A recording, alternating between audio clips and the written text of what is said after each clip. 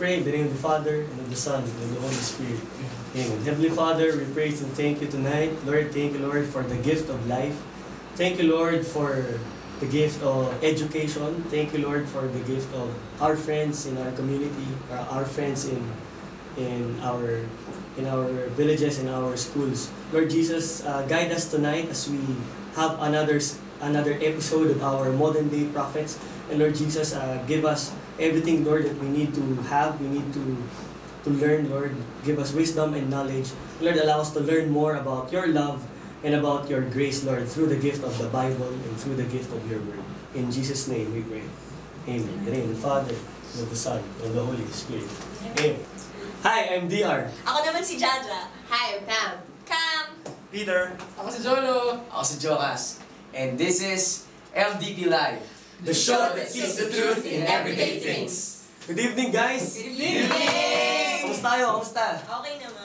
Okay, great. Okay. Okay lang. Kamusta nyo naman yung mga tropa natin, ng mga nanonood ngayon? Hi guys. Sige, para simulan tong gabing to, pakinggan muna natin yung Song for the Night. Excited na ba kayo? Yeah! Jokes ano ba title ng kanta natin ngayon? Ang title ng song natin ngayon is Science and Faith. Oh, ulit po. Sino ang kanta nito? Science and the script yan. Okay. Sige, kanta tayo ng malupit. Yun na. Like the shooting stars. Ngayon lang ba namin ito? Okay. Pangalawang beses ito. Gusto ka na ito.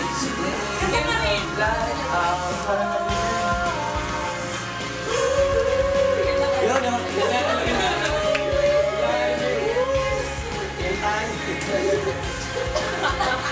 Hindi.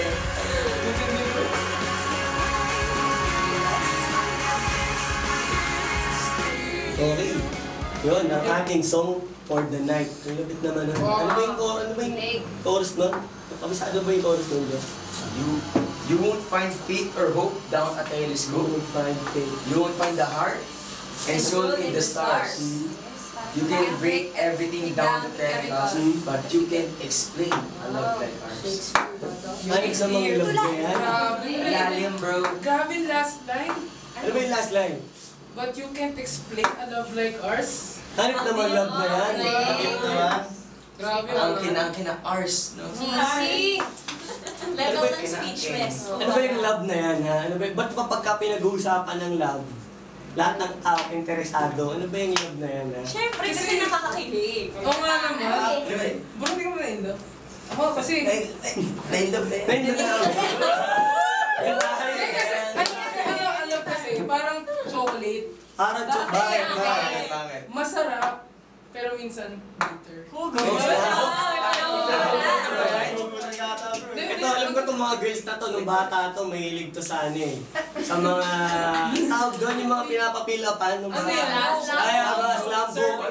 Di ba meron kang sikat na, what is love? Sige nga, anong mga sinusulat nyo doon ng mga kabataan nyo? Love is blind. Yun, oh, sample. Ang love ay parang bagyo sa Pilipinas. Oo. Biglang darating, tapos biglang mawawala. Parang bagyo. Tapos bigla mawawala, iiwan kang disaster. Kawawa naman yung love na na-murder naman yung definition ng love. Hindi ka naman. Nakakating naman, no? Pero, sabi sa Bible, saan nga ba yung sa Bible? It's from 1 John, Ano yun? saan yun, Jolo? 1 John chapter 4. Kung nabroso. 1 John 4, Verse 16. 1 John chapter 4, verse 16. Sabi dito, God is love. So, ang love daw, si God. And yung pag-uusapan natin yun dahil sa pinakamatitindi kasi nabuo to dahil sa matinding pagmamahal ni God. And isa sa mga nabuo dahil sa matinding pagmamahal ni God, si Jesus Christ. Dahil sa sikat na verse sa Bible, ano ba yun? John 3:16. So tayo dyan, ha. John 3:16. Kesa doon, di ba? Ano ba yung John 3:16? Yun eh. Kesa doon, hindi dyan tayo. John, dyan tayo. Dahil tayo magaling. Ano ba John 3:16? For God so loved the loved the world. world. His Holy son. Son. Whoever believes in Him shall not perish, but have Ito na, parang hindi pa natin kami sa... Gary tayo dyan, bro. Tama naman. Dahil daw sa sobrang pagmamahal ni God sa atin, binigay niya sa atin si Jesus. Binigay niya sa atin si Jesus. Ay, kuya, may joke ako dyan. Ano? About Saan? kay Jesus. About kay Jesus. Oh, Bakit sige. daw hindi nauuhaw si Jesus dun sa 40 days and 40 nights? Bakit? Bakit? Kasi Jesus is the King of the Jews. Uy, sarap pa. Pero sino pa may mga Jesus jokes dyan? Ako rin. Oh, kuya. Jack. Oh, bakit si Jesus mayaman? Bakit? Because Jesus saves. Yo!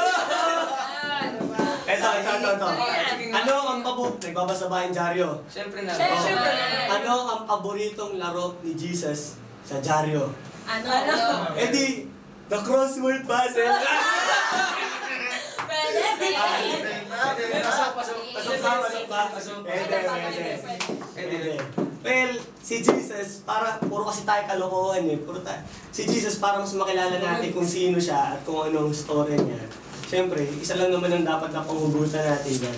Ano ba yun? Yun ay ang Bible, mga tropa. If you want to know more about Jesus, you read the Bible. And tonight, Okay. yan ang pag-uusapan natin ngayon.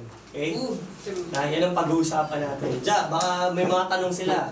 Oo nga. Ano mga masasuggest mong... Anong masasuggest mo? Saan sila pwede magtanong? Anong pwede nilang i-hashtag? You can follow us on Twitter. Just type at ICanBeMDP with the hashtags MVP Live and the hashtag #OneBook.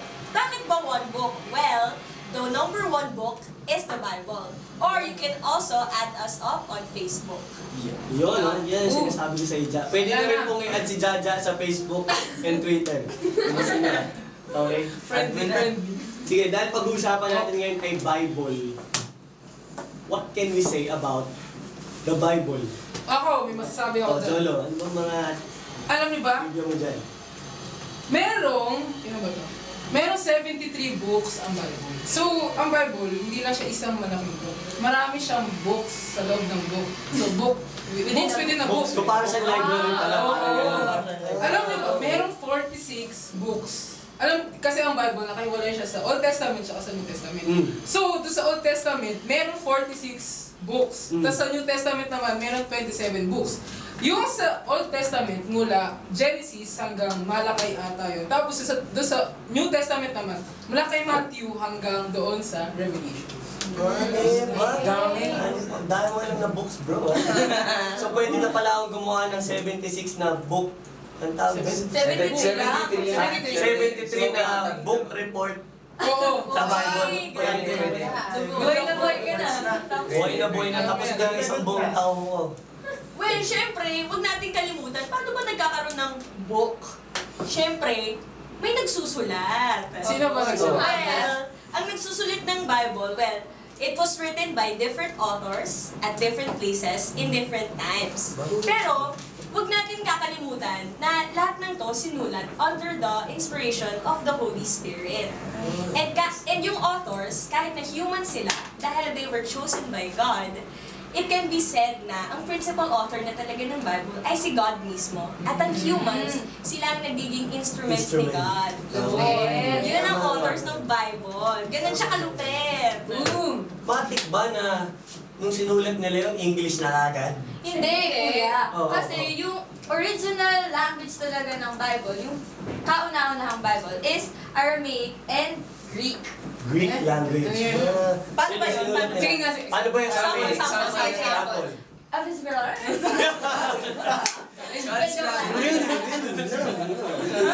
Yung mga Bible. Pero may point kay lahat ha. Pero yung Bible, ilan ba? 7. Paano tayo nauwi sa isang ganituhan lang? Alam mo kasi, yung diba yung Aramaic, sobrang luma na niyan eh. Alam mo kailan pa nag-start yung pagbuo nung Biblia natin. Actually yung, di ba ilan yung books ng Old Testament natin? 46. 46, nag-start yan nung Excel pa lang sa Babylon. Tapos yung sa New Testament ilan yun? 27. 27, nag-start yun nung 70 CE. Nung binubuo na yung Bible, tapos Si Billy. Hindi.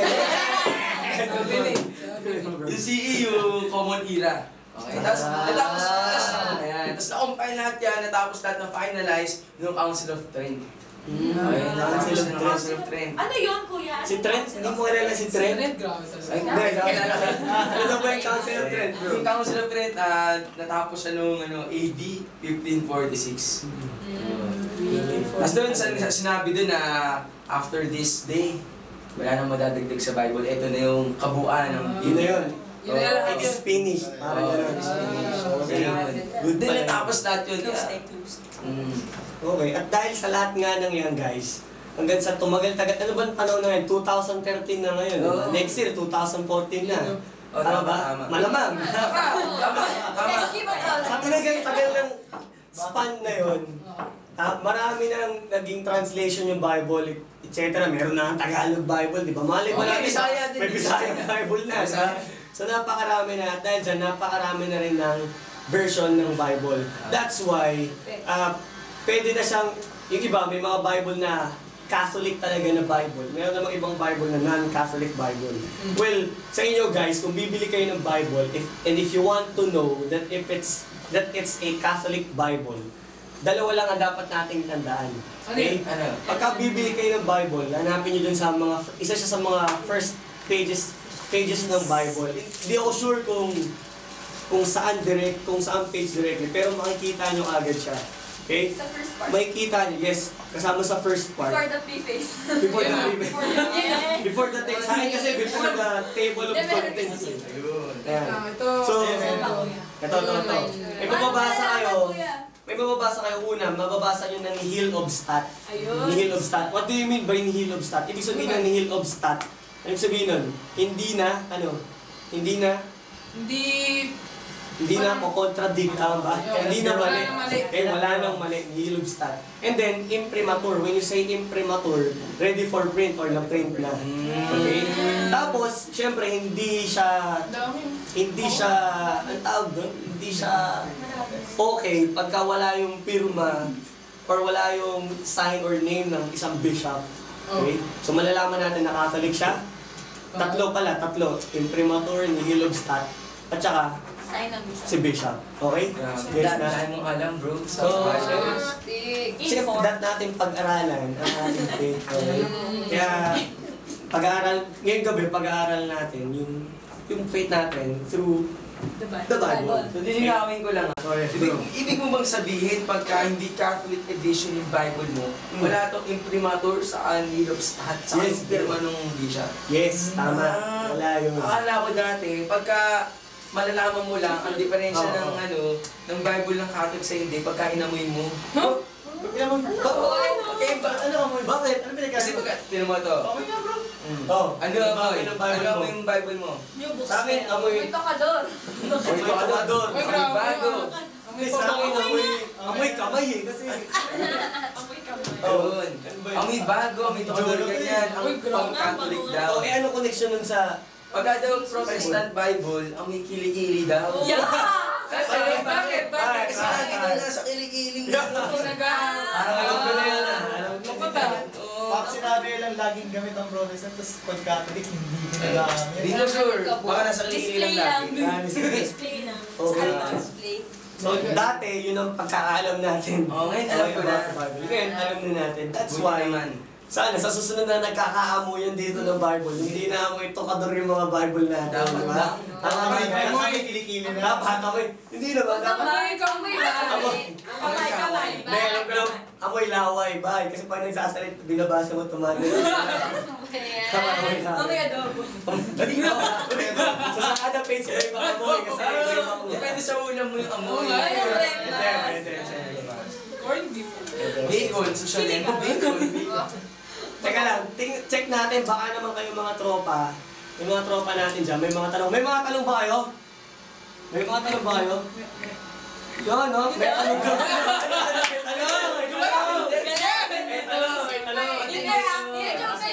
May tatanong ako, hindi nila masasagutan to kung oo o hindi. Hindi ba kayo naligo? Oo. Magkagawa ninyo yan. Magkagawa niya, hindi kayo naligo. Well, Alam ko may mga tanong yung mga yan. May mga tanong yung mga yan. Sige, since nag-post na si Jan ng mga tanong, yung mga nag-tweet na sila or nag-message sila through FB. Ano kaya yung mga tanong nila na pwede natin sagutin? Sige nga. Si Pam meron. May tanong. Ano yun? Text. Dami naman. Text si Jan Ara Abad. Yun, no? Is the Bible of the Roman Catholics different from that of the Protestants? Is it different? Well, nasagot na natin kanina. sa amoy. Ay. Tama ba? Hindi. Hindi sa amoy. Sorry. Hindi sa amoy. Nasagot na natin. Ulitin lang natin. Magkaiba ba ang Catholic Bible sa Protestant Bible? Again, Yes. yes. Bakit? Doon pa lang, nihil obstat imprimatur and Tama. sa sign ni Bishop. Doon pa lang. Tama. Okay? Tama. Yung Protestant Bible, anong itsura? Alam ko mas manipis siya eh. Kasi parang may mga tinanggal na mga book. Okay, very good. Kasi, may mga tinanggal sila, may mga ano, may Para mag-coincide dun sa ano nila. Yes. Sa paniniwala nila. sa maniniwala. So tayo kumpleto, sila ako. Yes, this is complete. Tulad nga sabi ni Joas kanina kung paano kinumpile. Diba? Ano yun? Hindi yan simple kinumpay lang. It took many years. Yes, Kasi years. masinsinan pag-aaral dyan kung Ang alin dapat. Catholic, merong tinatawag na canon eh. Tama ba? May canon na Catholic. Camera? Hindi. baka. Yun yung bumubuga na. Hindi, May ginagamit mga pirates. Oo. Iba yun. Yung canon. yun ba yung ano, yung tinutugtog sa piano? Yan. Ay, dyan, mama yan. Iba na yung nag-get. Well, yung canon, galing daw siya sa root word or sa word na Cain. Ano sabihin ng Cain? Yung Tungkod. or yung tungkod. Canon Okay. yun. Meaning, minimeasure nila. Minimeasure nila sa standard, kapag may standard sila. So, kung ano yung mga books na hindi pumasa sa standards, they remove it nung Catholic times. That's why, ang gospel lang natin sa Catholic, we have only 4. Pero actually, there are a lot of gospels in Catholic. Okay? So, yun. So, Kaya pala. hanggang tumagal na. Yes. Kuya, ibig sabihin po ba na mayroon pang mga iba pang na-discover na gospel bukod sa 4? Meron pa. Marami pang iba. Kaya lang, dahil nga hindi sila pumasa sa canon, hindi sila pumasa sa standard ng Catholic, hindi na sila sinama. Okay? Paano ba nasasama yung ano yung mga gospel o mga readings dun sa Biblia natin? Ano ba yung standards ng canon law? Ano ang standards ng canon law? Actually, may sagot Oh, ako yun. dyan. Ano, inspired sa by the Holy Spirit and gamit-gamit na siya way before pa. Kasi matagal na. And, ano, yung nakalagay doon is nothing against the doctrine. So, bilangan ko lang tayo, yung mga hindi nakasama, sumabray dun sa standards na yun. Correct. Sumabit. Okay. Sumabit. Ngayon alam ko na. Meron pa ba tayong mga tanong dyan, guys? Ito, may tanong tayo Yan, from yan. Kaya na naman. Jen Ito na Zaragoza. po mo, bro. Thank you, bro. Tanong ni Jen. Is it true that if you read and understand the Bible, you are saved from all your sins? Alam mo, Jen, hindi ka safe from all your sins kapag in-understand at binasa mo ang buong Bible. Kahit balat to balat, kabisaduhin mo, hindi ka masasalba sa iyong kasalanan. Sorry to say. Bakit? Kailangan iniintindi mo talaga yung binabasa mo. Kaya nga sabi na, faith without action is equals to walwal. Kailangan, ano na natutunan mo? Walwal is a term for walang kwenta. That's the term. Ano ba yan? Ano ba yung Parang yan ba yung pinanggalingan ng faith without action is dead? Yan! That's what I'm saying. I stand correct. So hindi pala enough na sige basa, pero Hindi mo lang sila sa pagkatapos, buhay. hindi mo sila sa buhay. So, hindi ka maliligtas Hindi doon. mo maliligtas doon. Tama. And siguro isa pa rin, para to remind na lang din para sa atin, if we want our sins to be forgiven, if you're a good Catholic, syempre, you will practice going to confession. Tama ba? Go to sacraments. Tama. Okay, go to Mass. Diba? Mag-pray ka, mag-prayer time ka. So, Tama lang. sige. May mga tanong pa ba? Tanong natin dyan. Wala na ata. Well, kung may iba pa kayong tanong, tandaan nyo lang, you can follow us on Twitter. Again, at ICanBeMDP with the hashtag MDPLive and hashtag OneBook. Okay. Sige. Sa mga may tanong pa, don't worry. We'll catch up on our next episode. At sa mga nabitin namin tanong, don't worry. Pipilitin namin sagutin yung mga yan as much as we could. Okay? So, guys, marami pa tayong natutunan tonight. Siyempre naman. Marami natin Dami kong nalino ngayon. Dahil pang nalino ko, parang Malinaw na ba? malinaw na ba yung mata mo, bro? Malinaw na malinaw na. Okay. So, naparami nating natutunan at ang simple lang naman, bakit ba natin pinag-aaralan ng Bible? Bakit mahalaga? What is the importance? What is the relevance of the Bible in our lives? Kayo nga, sige nga, personally, hindi ko kayo natanong eh, bakit nga ba mahalaga para sa inyo ang Bible? Yun nga. Sige, ako muna. Oh, sige, John. Kasi, well, mag-share lang ako. Kasi yung favorite verse ko sa Bible, galing sa book ni Luke. Luke chapter 1, verse 37. Sabi doon, for nothing is impossible with God. Wow. Para kasi sa akin, yung Bible, yung maganda kasi sa Bible, hindi siya religion specific. Parang hindi kailangan na isang Katoliko lang o isang Christian lang yung makaka-appreciate nito. Kasi parang, ang maganda kasi sa Bible, parang lahat ng tao may mapupulot at may mapupulot dito. For example, merong verse sa book ni Matthew na parang, alam niyo yung golden rule? Hindi naman Confucius yun, di ba? Hindi ko alam bro eh. Nakita ko sa Bible eh. Pero parang ganda kasi kahit hindi ka Katoliko, alam mo yung ma-apply mo siya. Tapos parang pwedeng maging common ground yung mga babasa mo sa Bible. Para sa mga tao. Wala lang. Ano ba yan, bro? Ano yun? Golden rule. Yung golden rule, do to others whatever you would have them do to you. Oh, tama. Kasi ba? Daming do. Parang yung Nanggaya sila. Oo nga bro eh. Oh, yung Kaya gasa- nga tumatak sa akin talaga. Kaya nakakatuwa talaga. Parang Pwede. Pwede. Kayo, girls, ba't bang mahalaga, important sa inyo ang Bible? Alam mo si Kuya, parang sa amin, parang nauuhaw ka sa isang araw pag di ka nakapagbasa ng Biblia. Ano ko ba? Kasi itong Bible na to, parang hindi talaga kompleto pag hindi mo nababasa yung anong sinasabi ng Diyos mo sa araw na iyon. Yan ang kahalaga sa amin yun. Mas importante pa kasi sa pag-makeup bago makapasok. yun o, sila mo yan. Nag-makeup eh. Daming makeup. Ang makeup Bible. Kaya nga, Makeup of your life. pwede. Alam mo kung si Pam nauuhaw pag hindi nakapabasa ng Bible. Okay. Ako naman pag lumalabas ako ng Bible, hindi ako nakapagdasal ng Bible. Iba yung amoy, parang yung feeling mo yung di ka nakapag-deodorant. Ay, alam mo yung feeling niya bro.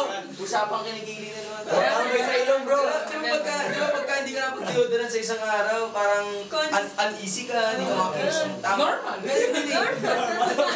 Wow! Wow!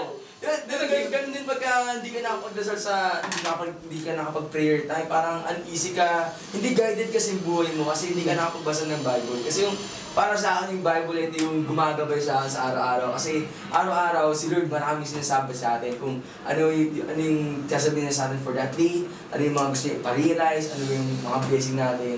Kaya pagka hindi ka nakapagbasa, talo talaga bro, uneasy ka gumalaw, parang uneasy ka buhay. Malungkot talaga bro, hindi naman mabago pa yung buhay. Yun talaga eh.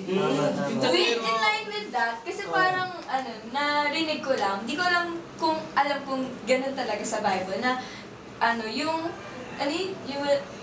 should not fear. Parang something about fear, na parang minention Do not sa fear, 365 times. Tapos parang, it's an enough reminder for us to live our lives fearlessly. Parang gano'n. Every day. Nire-remind lang tayo ni God. Exact. Do not Grabe, fear. everyday, no? Tama na. Every Kasi single kasi, day. alam nyo ba, eto si Camille, may nabalitaan ako sa inyo. Wow.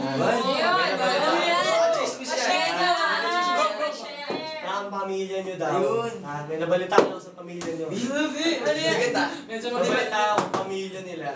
They do a certain kind of Kumbaga iba tawag dito Bible study. Pero sa ating mga Katoliko, Katoliko? Sa ating mga Katoliko dito, the LBS or what we call the Liturgical Bible Study.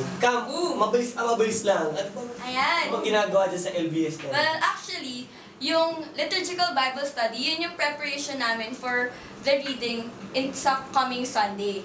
Like, yung family namin, siniset namin sa every Thursday night, after dinner, tapos mag-gather kami, tapos, ayun, babasahin lang namin yung readings for the day, and interpret namin. Pero yung interpretation, based from the Bible, as in yung, line per line namin, parang in-understand.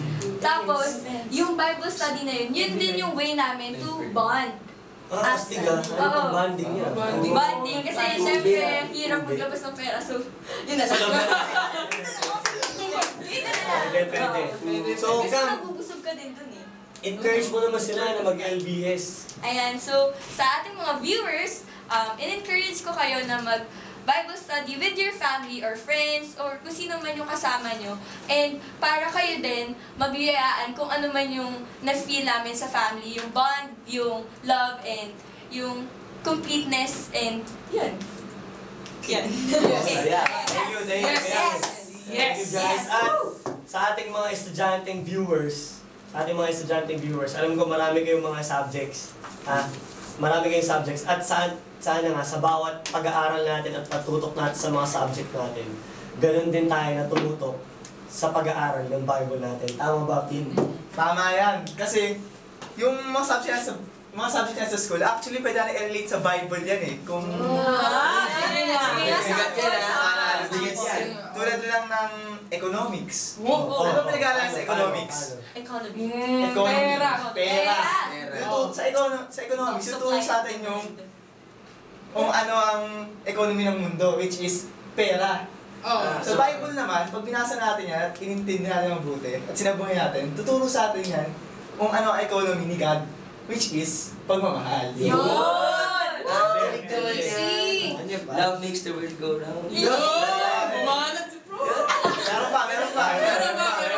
Tulad ng alam ko, favorite to ng karamihan. Ano? Pagkain? Math! Sabi ko dito, paborito ng mga kabataan natin. Ayan. Hardcore. Hardcore yan.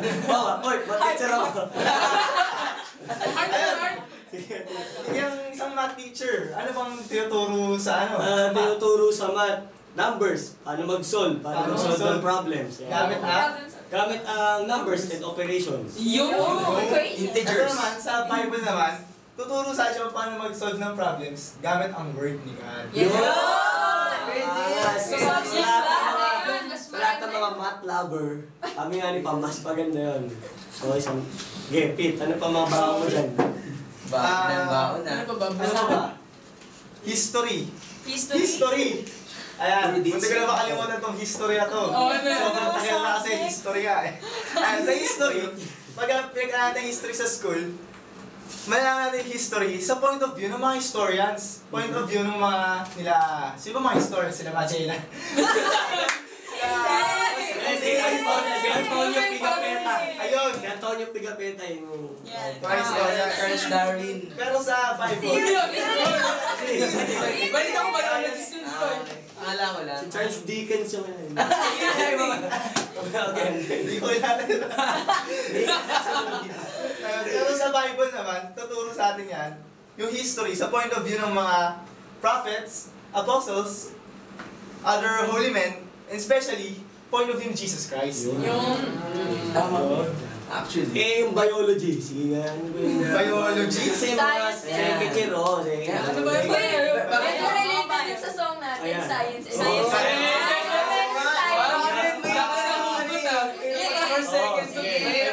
May pinaghugutan. Paano? So, science daw. Science and faith. Paano ba natin mapag-connect yun? Kasi sabi, hindi daw sabi sa katayan kanina eh. Parang hindi daw magkaparehas. Pero, eto, tatry natin. Biology. Biology pa. Ayan. So, paano mo papasok ng biology? Actually, medyo connected na sa katayan science and faith. Ayan. So, yung biology, tinuturo niyan yung life. Saan nagsimula ang life? Sa cell, galing sa cell, tapos naging kung ano man. Dumami. Naging microorganism. Diba? Tapos, sa ano naman, sa Bible naman, tuturo yan sa atin, tuturo yan sa atin yung life mismo, paano natin i-live out yung life natin. How to live. How to live our How to life. live. Hindi Pwede. what is it, but how to live. Pwede. Maganda yung akala ko hindi talaga pwede, pero ganun, pasok na pasok. Kaya mo. Kaya kayo guys, huwag nyo kakalimutan, di ba sa lahat na-connect talaga sa Bible, huwag nyo kakalimutan magbasa ng inyong mga Bible. At syempre hindi nyo pwede basahin ito ng basta-basta lang. Read, o tatandaan lagi na read the text in context. At meron tayo dito tinatawag na The Catholic Daily Bible Reading Guide. Amen. Ayan.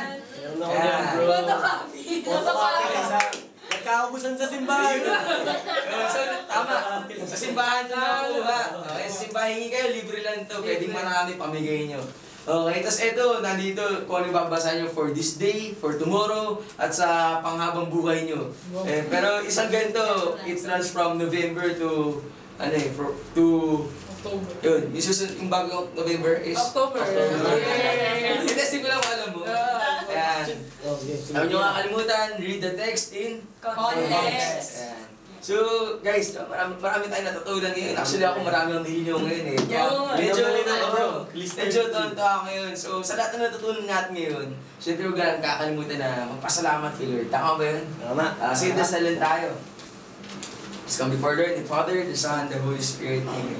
Heavenly Father, we praise you. Thank you for all these blessings that you've taught us, Lord, for teaching us about your life, about the Bible, Lord, sa napakagandang libro na pinapamana mo sa amin, Lord. Lord, as we praise you, we thank you, we lift up to you, Lord, yung mga buhay namin, Lord God, sana may sa buhay namin, yung mga nababasa namin sa Bible, always guide us, Lord, na makapagbasa kami ng Bible, Lord, na sa araw-araw, Lord, we always find time to read this Bible, Lord God, and we always guide our lives, and just be with us each and every day of our lives, Lord. All this we ask in His holy name, Amen. Father, Son, the Holy Spirit, Amen. It has been NTV Live! Tune in tomorrow at 8 p.m. to watch the review. Bye! Bye guys!